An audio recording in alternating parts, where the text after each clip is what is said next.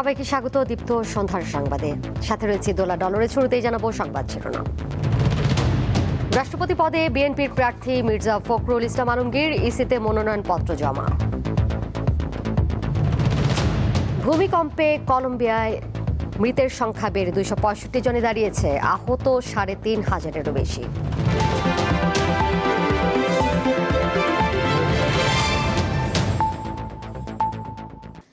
রাষ্ট্রপতি পদে দলের মহাসচিব মির্জা ফখরুল ইসলাম আলমগীরকে বেছে নিয়েছে বিএনপি। দুপুরে সচিবালয়ে জ্যেষ্ঠ নেতাদের সঙ্গে বৈঠকে মির্জা ফখরুলের প্রার্থিতা চূড়ান্ত করেন বিএনপির চেয়ারম্যান ও প্রধানমন্ত্রী তারেক রহমান। পরে মির্জা ফখরুলের পক্ষে নির্বাচন কমিশনে মনোনয়নপত্র জমা দেওয়া হয়। একই সঙ্গে মন্ত্রী ও বিএনপি মহাসচিব পদ থেকেও পদত্যাগ করেছেন মির্জা ফখরুল। এর আগে সকালে নির্বাচন কমিশনে গিয়ে দেশের 23তম রাষ্ট্রপতি নির্বাচনে প্রার্থী হিসেবে এলডিপির চেয়ারম্যান অলি আহমদের মনোনয়নপত্র জমা দেন 11 দলীয় নেতারা। অলি আহমদের মনোনয়নপত্রে প্রস্তাবক হিসেবে সই করেছেন জামায়াতে ইসলামীর আমির ও জাতীয় সংসদের বিরোধী দলীয় নেতা শফিকুর রহমান, আর সমর্থক হিসেবে সই করেছেন এনসিপির সংসদ সদস্য আব্দুল্লাহ আল মামি।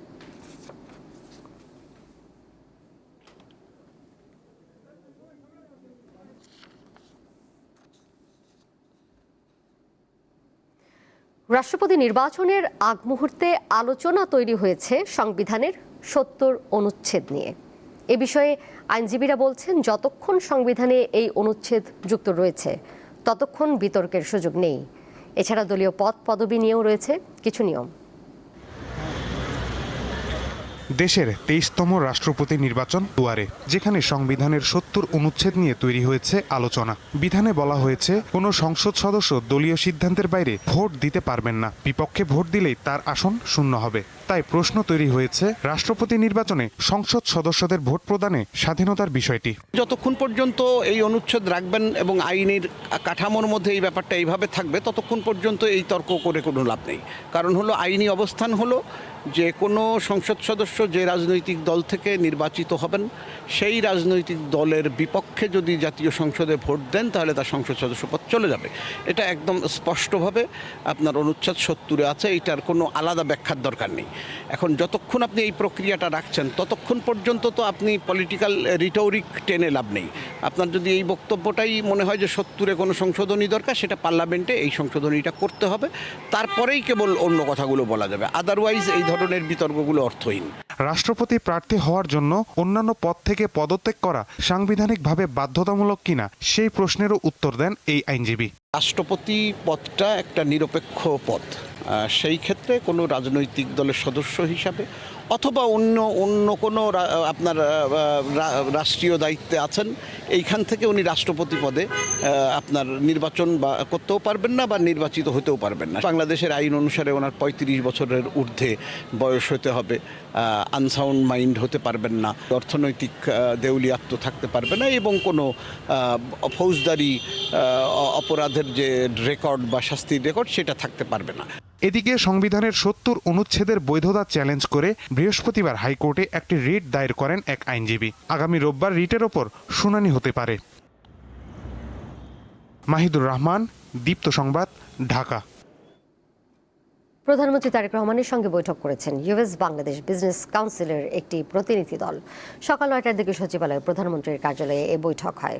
বাংলাদেশ যুক্তরাষ্ট্র বাণিজ্য সম্পর্ক ও সম্ভাবনা নিয়ে উভয় পক্ষের মধ্যে আলোচনা হয় বলে জানা গেছে।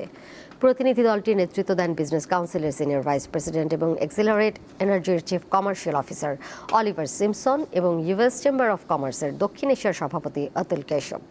সাবেক মার্কিন রাষ্ট্রদূত পিটার হাস ও নিশা দেসাইয়ের মতো কূটনীতিক ও বিজনেস কাউন্সিল সদস্যরাও বৈঠকে উপস্থিত ছিলেন।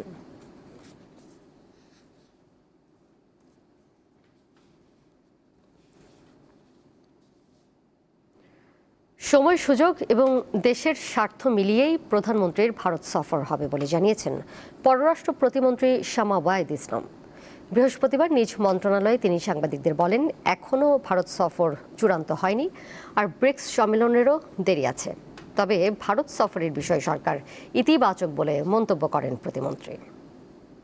সরকার ব্যস্ত আছে, মাননীয় প্রধানমন্ত্রী ব্যস্ত আছেন, তার মধ্যেই যদি সব কিছু মেলে অবশ্যই ভারত সফর হবে, জাপান সফর হবে, সব সফরই হবে, সেটা দেখা যাক। আমি আবারও বলছি, আমরা সকল দেশ সফরের ক্ষেত্রেই আমরা বাংলাদেশ সরকার পজিটিভ আছে, কিন্তু এটা নির্ভর করবে মাননীয় প্রধানমন্ত্রীর সময়ের উপরে এবং দুই দেশের আলোচনার কতটুকু আগাচ্ছে সেটার উপরে। যাচ্ছি পরের প্রসঙ্গে। পটুয়াখালীর 3টি তাপবিদ্যুৎ কেন্দ্রের 2টি থেকে নিয়মিত উৎপাদন হচ্ছে প্রায় 2000 মেগাওয়াট বিদ্যুৎ। এরপরও লোডশেডিংয়ে অতিষ্ঠ এলাকাবাসী। এতে সবচেয়ে বেশি ক্ষতিগ্রস্ত হচ্ছেন ব্যবসায়ীরা। নিরবচ্ছিন্ন বিদ্যুৎ না পাওয়ায় ক্ষোভ প্রকাশ করেন গ্রাহকরা। জেলার কলাপাড়া উপজেলার ধানখালী ইউনিয়নের পায়রা 1320 মেগাওয়াট তাপবিদ্যুৎ কেন্দ্র থেকে প্রতিনিয়ত উৎপাদন হচ্ছে 1320 মেগাওয়াট বিদ্যুৎ। একই ইউনিয়নের পটুয়াখালী 1320 মেগাওয়াট তাপবিদ্যুৎ কেন্দ্র থেকে উৎপাদন হচ্ছে 1000 মেগাওয়াট বিদ্যুৎ। তারপরও দেওয়া হচ্ছে ঘন ঘন লোডশেডিং।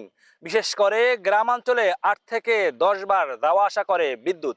প্রতিদিন কমপক্ষে 7-8 বার বিদ্যুৎ চলে যায় এবং বিদ্যুৎ গেলে একবারে 2 ঘন্টা 2.5 ঘন্টা পর আসে, কিছুক্ষণ পর আসে আবার দেখা যায় 2-1 মিনিট বাড়ি দিয়ে আবার চলে যায়।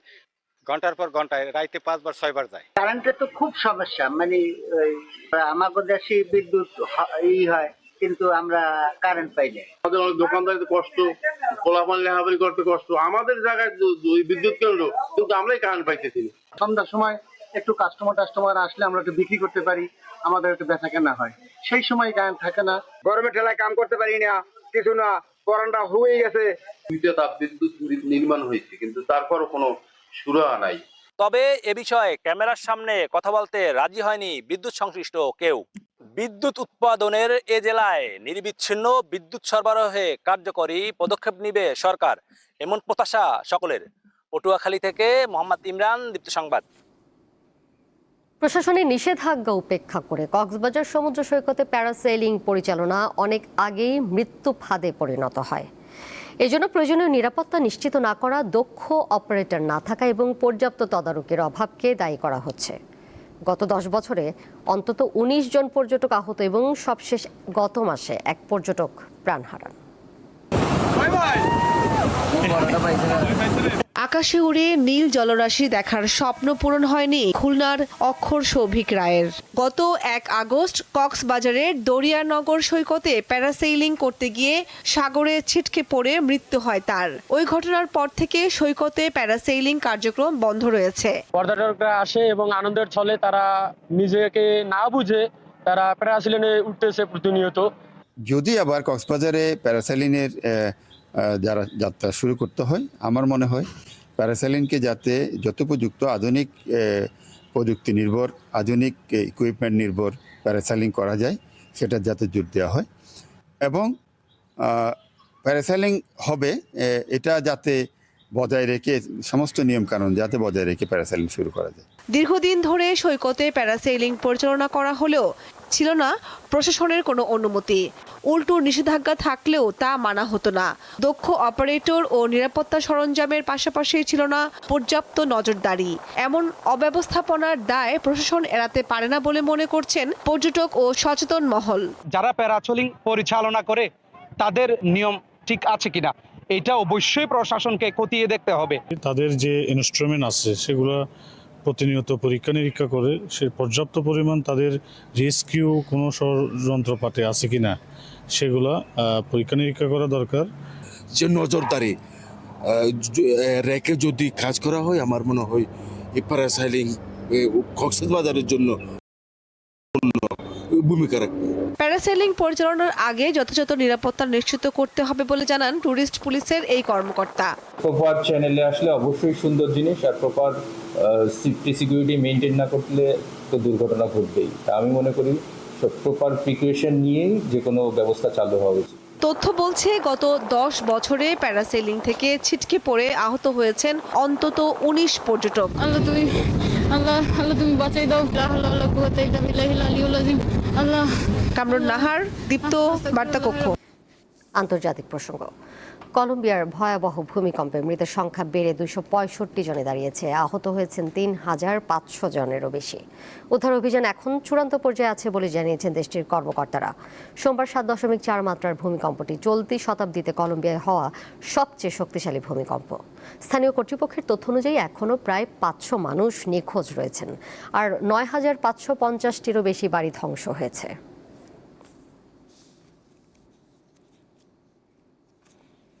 হোয়াইট হাউসের প্রেস সেক্রেটারির পদ থেকে সরে দাঁড়াচ্ছেন ক্যারোলিন লেভিট। চলতি আগস্ট মাসের শেষ দিকে আনুষ্ঠানিকভাবে তার বর্তমান দায়িত্ব থেকে বিদায় নেবেন। স্থানীয় সময় বুধবার যুক্তরাষ্ট্রের প্রেসিডেন্ট ডোনাল্ড ট্রাম্প সামাজিক যোগাযোগ মাধ্যম ট্রুথ সোশ্যালে দেওয়া এক পোস্টে বিষয়টি নিশ্চিত করেন। পোস্টে ট্রাম্প জানান, পরিবার এবং ছোট সন্তানদের আরও বেশি সময় দেওয়ার লক্ষ্যে লেভিট পদ থেকে সরে দাঁড়াচ্ছেন। তবে পদত্যাগ করলেও লেভিট ট্রাম্পের একজন জ্যেষ্ঠ উপদেষ্টা হিসেবে দায়িত্ব পালন করে যাবেন। গত মে মাসে ভিভিয়ানা নামের দ্বিতীয় কন্যা সন্তানের মা হন ক্যারোলিন লেভিট। মাত্র 28 বছর বয়সে মার্কিন ইতিহাসের সবচেয়ে কম বয়সী প্রেস সচিব হিসেবে দায়িত্ব পালন করা লেভিট ট্রাম্পের অত্যন্ত অনুগত সমর্থক হিসেবে পরিচিতি পান।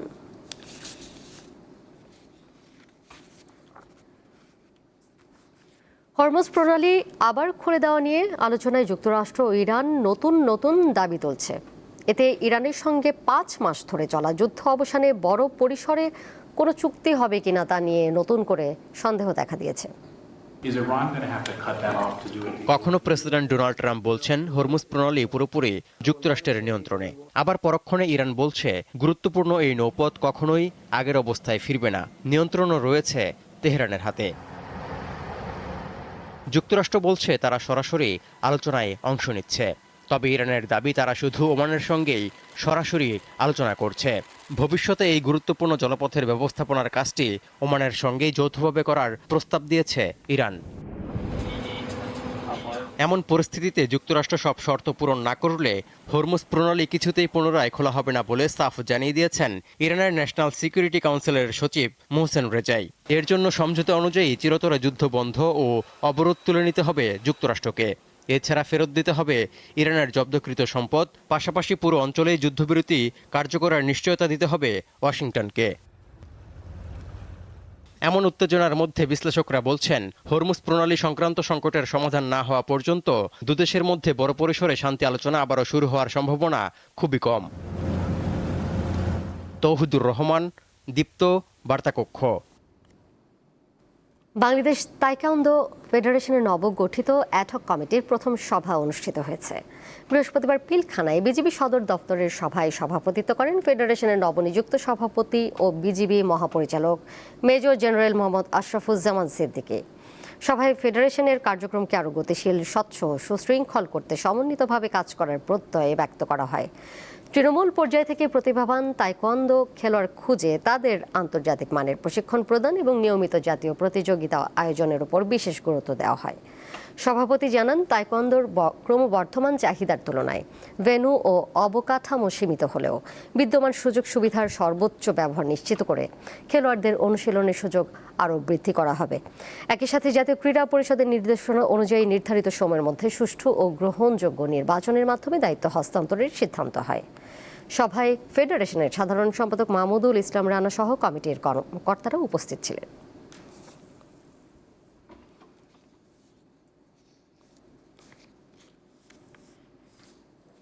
শেষ করব দীপ্ত সন্ধ্যার সংবাদ, যাবার আগে শিরোনামগুলো জানিয়ে দিব আরও একবার। রাষ্ট্রপতি পদে বিএনপির প্রার্থী মির্জা ফখরুল ইসলাম আলমগীর, ইসিতে মনোনয়নপত্র জমা। ভূমিকম্পে কলম্বিয়ায় মৃত্যু বেড়ে 265 জনে দাঁড়িয়েছে, আহত 3500-এরও বেশি।